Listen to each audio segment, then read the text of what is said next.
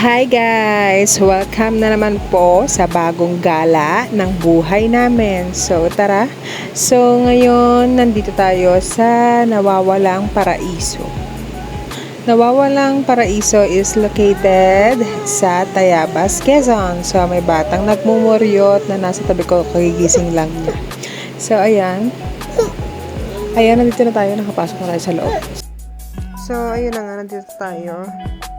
Kasi punta tayo sa kamay ni Jesus. So, hindi na natin inabutan yung makaakyat tayo dun sa taas. Kasi, anong oras na tayo nakarating? Kasi sa hindi inaasahan is nagkandaligaw-ligaw tayo papunta rito.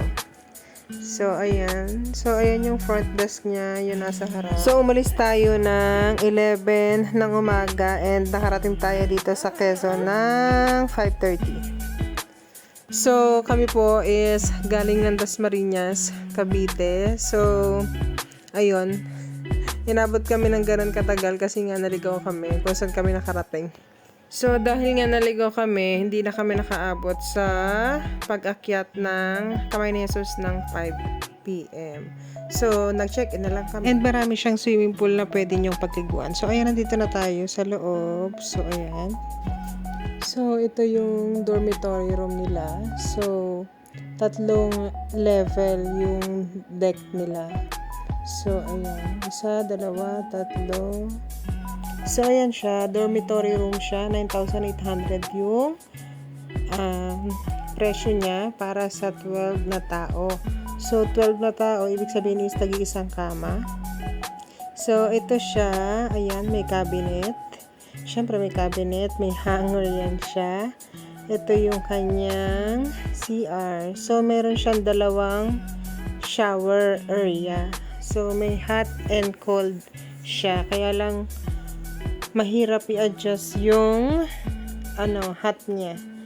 Bali kung gusto niyo ng hot water is iset niyo muna siya bago kayo pumasok dun sa CR or bago niyo itapat yung katawan niyo dun sa tubig para hindi kayo mapasok. Iset niyo muna yung heat na gusto niyo. So ayan, may maliit na ref siya dyan, may laman yan sa loob. So ayan siya, may towel. So, dyan kami, nakatutok sa aircon and may balcony siya. So, 9,800 para sa 12 person. So, dapat isahan lang kada isang kama. Pero, kung gusto niyo may katabi, bahala kayo. Ayan, nasa inyo na yan. So, yung 9,800 na presyo niya. So, ayun na nga. 9,800 yung presyo ng kwarto na binayaran ni Lolo. Pero, hindi pa kasama doon yung breakfast. 8,800 tapos walang breakfast. Tapos sleep ka lang. Sleep ka lang. Tapos, anong oras kami nag-check-in? Siguro, ano na yun? Mga 5:30 or 6, basta ganun. Tapos, nag-check-out kami ng alas 10. Tapos walang almusal. Sana sinama na nila yung almusal, di ba? Kasi 9,800 para sa saglit na oras lang natulog na kami. Sana may libre ng pa-breakfast. Yung lugar, wala ka masabi, ayan. Naulan. Maganda yung lugar niya. Yun lang, sana yung breakfast sinama nila kasi sa isang kwarto 12, sabi ko ng 12 person. Sinangag, itlog, hotdog, di ba? Tapos, ano pa ba? Yung mga nandun sa CR. Ay, nasa CR. Sa CR, merong libreng sabon, shampoo at saka conditioner, and merong toothbrush. Yung toothbrush, 1 piraso lang. Sana 12 din para din sa 12 na katao, diba? Kasi 12 yung capacity ng kwarto. So, sana 12 din yung sabon and shampoo and yung toothbrush. Kasi yung toothbrush, ang nakita lang namin doon is isang piraso lang. So, diba dapat 12? Diba? Tapos, meron doon mga pagkain and yung mga pagkain may mga bayad dyan pag binuksan nyo. So, ayan. Nagala-gala kami rito. Tinignan namin yung area. Ayan si Lolo. Tinignan namin yung swimming pool kasi naligo si Kuya Kaiser. So, ayan yung panahon na ulan. Diba?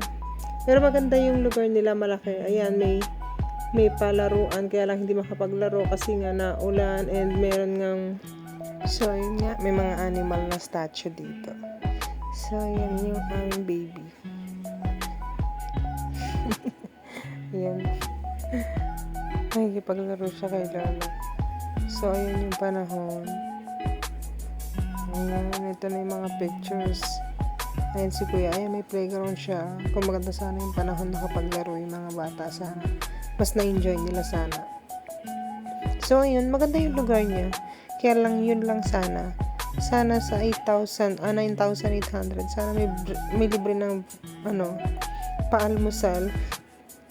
Kasi ang hirap maghanap at saka pricey yung price kung magpapaluto ka. Ayan. So, ayan. Thank you for watching.